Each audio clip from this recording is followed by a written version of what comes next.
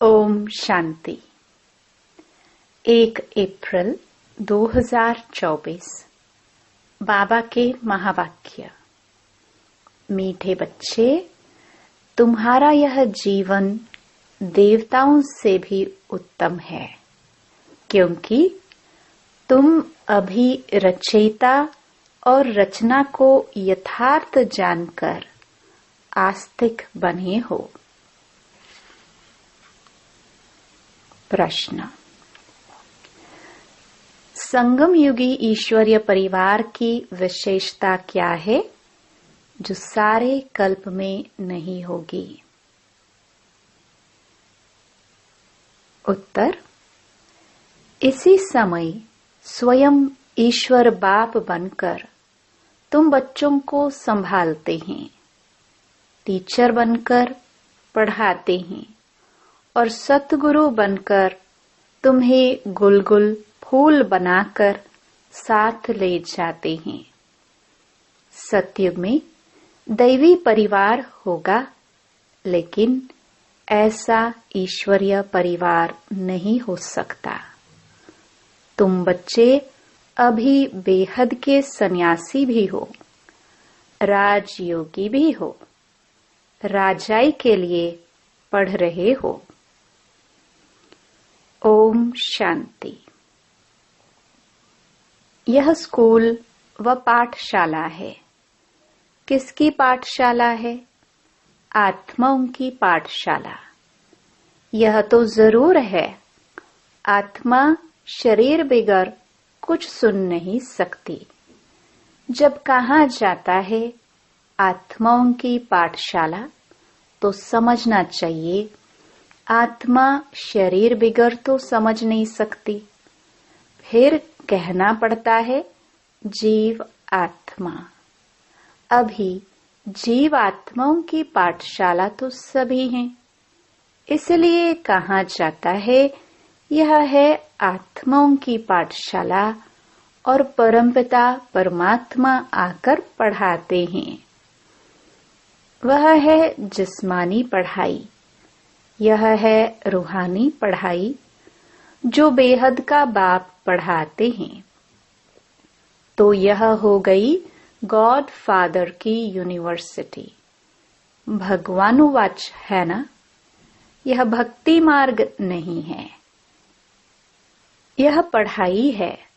School में पढ़ाई होती है, भक्ति मार्ग में टिकाणों आदि में होती है। इसमें कौन पढ़ाते हैं? भगवानुवाच। और कोई भी पाठशाला में भगवानुवाच होता ही नहीं है।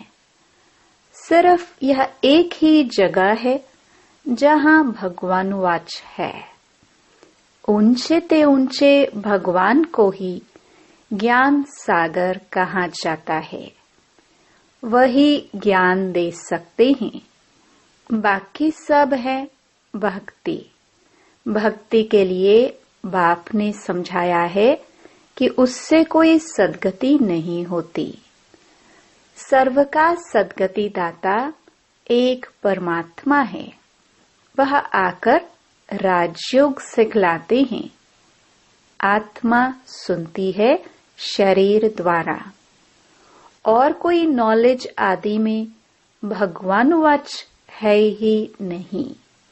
भारत ही है जहां शिव जयंती भी मनाई जाती है। भगवान तो निराकार है, फिर शिव जयंती कैसे मनाते हैं? जयंती तो तब होती है जब शरीर में प्रवेश करते हैं। बाप कहते हैं मैं तो कभी गर्भ में प्रवेश नहीं करता हूँ। तुम सब गर्भ में प्रवेश करते हो, 84 जन्म लेते हो। सबसे जास्ती जन्म यह लक्ष्मी नारायण लेते हैं। 84 जन्म लेकर फिर सामरा गावड़े का छोरा बनते हैं। लक्ष्मी नारायण कहो या राधे कृष्ण कहो। राधे कृष्ण हैं बचपन के। वह जब जन्म लेते हैं तो स्वर्ग में लेते हैं, जिसको वैकुंठ भी कहा जाता है। पहला नंबर जन्म इनका है, तो 84 जन्म भी यह लेते हैं। श्याम और सुंदर, सुंदर सो फिर श्याम। श्री कृष्ण सबको प्यारा लगता है। श्री कृष्ण का जन्म तो होता ही है नई दुनिया में, फिर पुनर्जन्म लेते लेते आकर पुरानी दुनिया में पहुंचते हैं तो श्याम बन जाते हैं। यह खेल ही ऐसा है।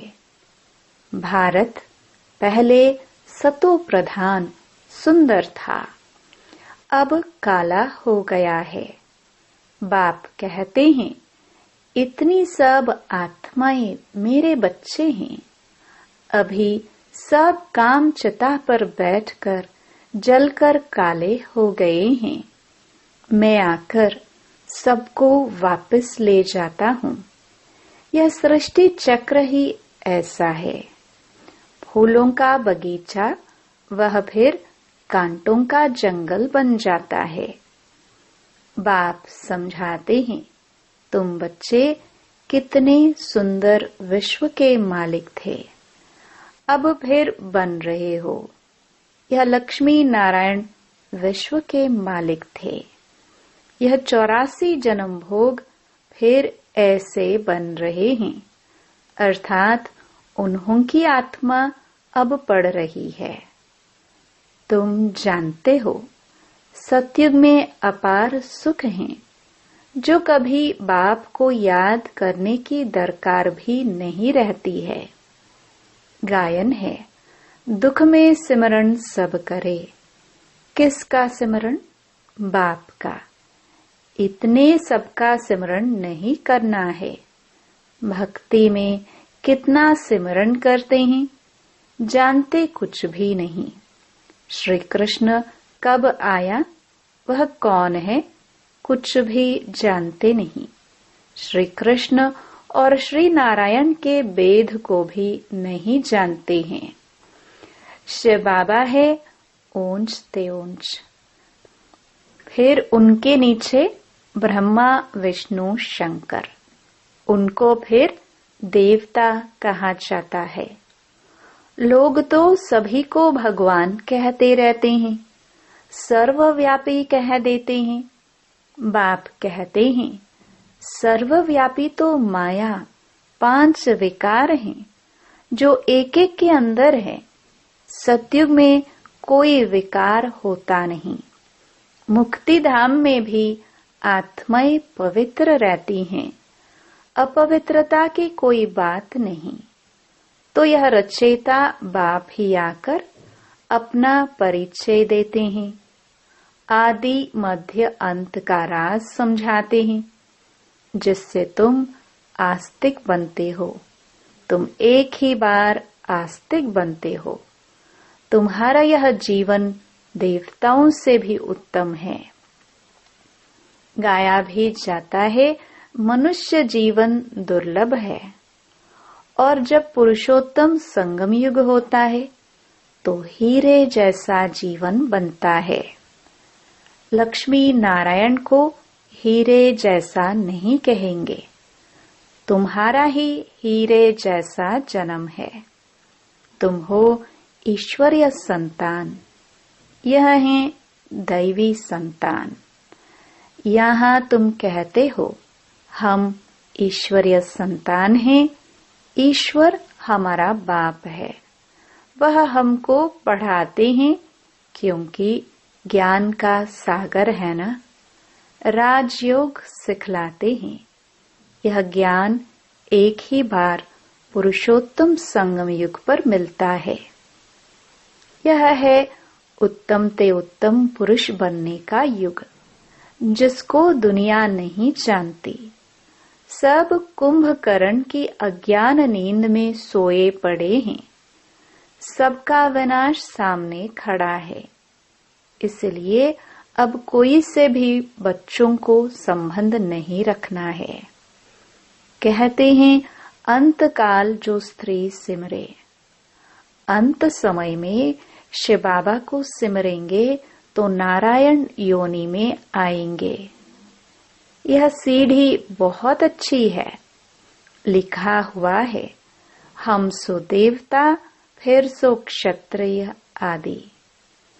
इस समय है रावण राज्य, जबकि अपने आदि सनातन देवी देवता धर्म को भूल और धर्मों में फंस पड़े हैं। यह सारी दुनिया लंका है, बाकी सोने की लंका कोई थी नहीं। बाप कहते हैं, तुमने अपने से भी जास्ती मेरी ग्लानि की है।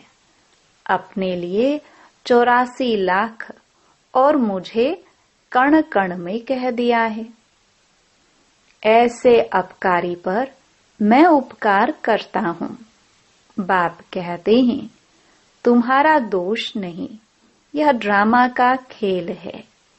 सतयुग आदि से लेकर कलयुग अंत तक यह खेल है जो फिरना ही है। इसको सिवाय बाप के कोई समझा न सके। तुम सब ब्रह्मा कुमार कुमारिया हो। तुम ब्राह्मण हो, ईश्वरीय संतान। तुम ईश्वरीय परिवार में बैठे हो। सतयुग में होगा दैवी परिवार। इस ईश्वरीय परिवार में बाप तुमको संभालते भी हैं, पढ़ाते भी हैं, फिर गुलगुल बनाकर साथ भी ले जाएंगे। तुम पढ़ते हो मनुष्य से देवता बनने के लिए। ग्रंथ में भी है, मनुष्य से देवता किए करत न लागी वार। इसलिए परमात्मा को जादूगर कहा जाता है। नरक को स्वर्ग बनाना जादू का खेल है ना। स्वर्ग से नरक बनने में 84 जन्म, फिर नरक से स्वर्ग झपटी में सेकंड में बनता है। 1 सेकंड में जीवन मुक्ति। मैं आत्मा हूँ, आत्मा को जान लिया, बाप को भी जान लिया। यह कोई मनुष्य यह नहीं जानते कि आत्मा क्या है। गुरु अनेक हैं, सतगुरु एक है। कहते हैं सतगुरु अकाल, परमपिता परमात्मा एक ही सतगुरु है। परंतु गुरु तो ढेर हैं, निर्विकारी कोई है नहीं। सब विकार से ही जन्म लेते हैं। अभी राजधानी स्थापन हो रही है। तुम सब यहाँ राजाई के लिए पढ़ते हो। राजयोगी हो, बेहद के सन्यासी हो। वह हठयोगी हैं, हद के सन्यासी। बाप आकर सभी की सद्गति कर सुखी बनाते हैं। मुझे भी कहते हैं सतगुरु अकाल मूर्त है। वहां हम घड़ी घड़ी शरीर छोड़ते और लेते नहीं। काल नहीं खाता। तुम्हारी भी आत्मा अविनाशी है, परंतु पतित और पावन बनती है, निर्लेप नहीं है। ड्रामा का राज भी बाप ही समझाते हैं। रचयिता ही रचना के आदि मध्य अंत का राज समझाएंगे ना। ज्ञान का सागर वही एक बाप है। वही तुमको मनुष्य से देवता डबल सरताज बनाते हैं। तुम्हारा जन्म कौड़ी जैसा था, अब तुम हीरे जैसा बन रहे हो। बाप ने हम सो हम का मंत्र भी समझाया है। वह कह देते आत्मा सो परमात्मा, परमात्मा सो आत्मा, हम सो हम। बाप कहते हैं आत्मा सो परमात्मा कैसे बन सकती है।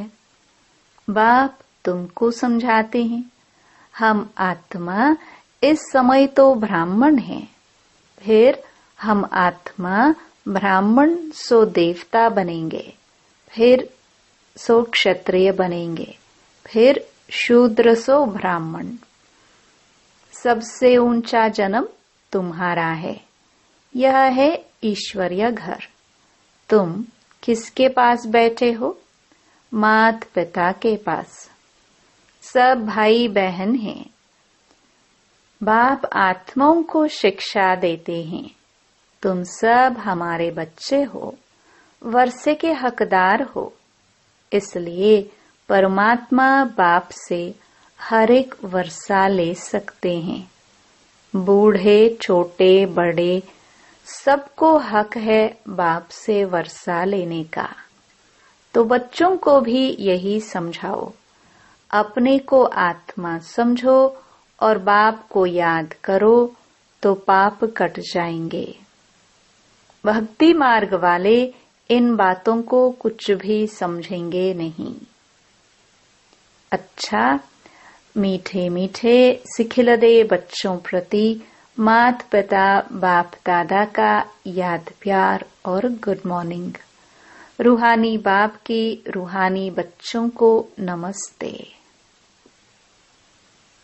रात्रि क्लास। बच्चे बाप को पहचानते भी हैं, समझते भी हैं कि बाप पढ़ा रहे हैं। उनसे बेहद का वर्षा मिलना है। परंतु मुश्किलात यह है जो माया भुला देती है, कोई न कोई विघ्न डाल देती है जिससे बच्चे डर जाए। उसमें भी पहले नंबर में विकार में गिरते हैं। आंखें धोखा देती हैं। आंखें कोई निकालने की बात नहीं। बाप ज्ञान का नेत्र देते हैं। ज्ञान और अज्ञान की लड़ाई चलती है। ज्ञान है बाप, अज्ञान है माया। इनकी लड़ाई बहुत तीखी है। गिरते हैं तो समझ में नहीं आता, फिर समझते हैं मैं गिरा हुआ हूँ, मैंने अपना बहुत अकल्याण किया है। माया ने एक बार हराया तो फिर चढ़ना मुश्किल हो जाता है। बहुत बच्चे कहते हैं हम ध्यान में जाते, परंतु उसमें भी माया प्रवेश हो जाती है। पता भी नहीं पड़ता है। माया चोरी कराएगी, झूठ बुलवाएगी। माया क्या नहीं कराती है, बात मत पूछो। गंदा बना देती है। गुलगुल बनते बनते फिर चीची बन जाते हैं। माया ऐसी जबरदस्त है जो घड़ी घड़ी गिरा देती है। बच्चे कहते हैं बाबा हम घड़ी घड़ी भूल जाते हैं। तदबीर कराने वाला तो एक ही बाप है, परंतु किसकी तकदीर में नहीं है तो तदबीर भी कर नहीं सकते। इसमें कोई के पास खातरी भी नहीं हो सकती। न एक्स्ट्रा पढ़ाते हैं। उस पढ़ाई में तो एक्स्ट्रा पढ़ने लिए टीचर को बुलाते हैं। यह तो तकदीर बनाने लिए सभी को एक रस पढ़ाते हैं। एक एक को अलग कहाँ तक पढ़ाएंगे? कितने ढेर बच्चे हैं। उस पढ़ाई में कोई बड़े आदमी के बच्चे होते हैं, अधिक खर्च कर सकते हैं, तो उनको एक्स्ट्रा भी पढ़ाते हैं। टीचर जानते हैं कि यह डल है, इसलिए पढ़ाकर उनको स्कॉलरशिप लायक बनाते हैं। यह बाप ऐसे नहीं करते हैं। यह तो सभी को एक रस पढ़ाते हैं।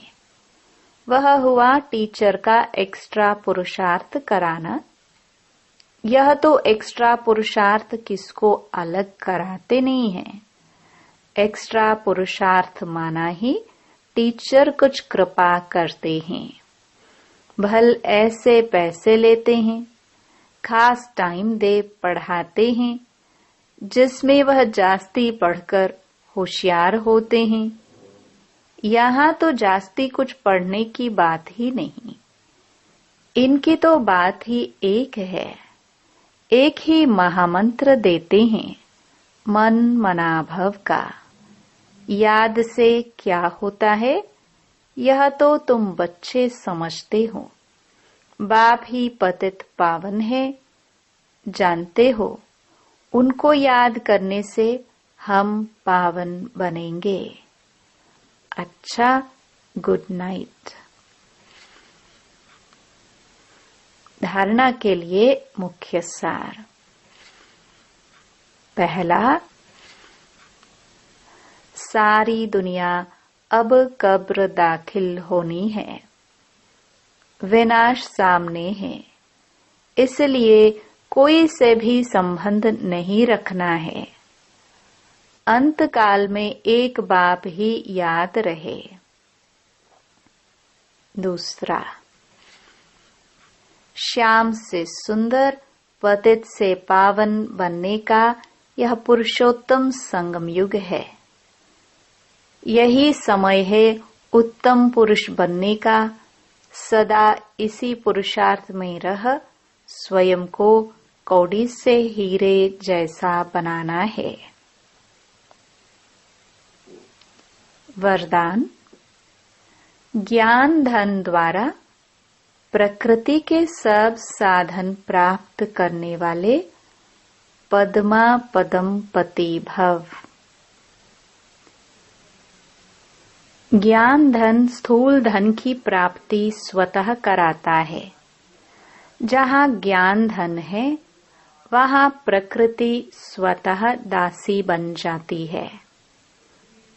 ज्ञान धन से प्रकृति के सब साधन स्वतः प्राप्त हो जाते हैं। इसलिए ज्ञान धन सब धन का राजा है। जहाँ राजा है, वहाँ सर्व पदार्थ स्वतः प्राप्त होते हैं। यह ज्ञान धन ही पद्मा पदम पति बनाने वाला है। परमार्थ और व्यवहार को स्वतः सिद्ध करता है। ज्ञान धन में इतनी शक्ति है जो अनेक जन्मों के लिए राजाओं का राजा बना देती है। स्लोगन। कल्प कल्प का विजयी हूँ। यह रूहानी नशा इमर्ज हो तो माया जीत बन जाएंगे। ओम शांति।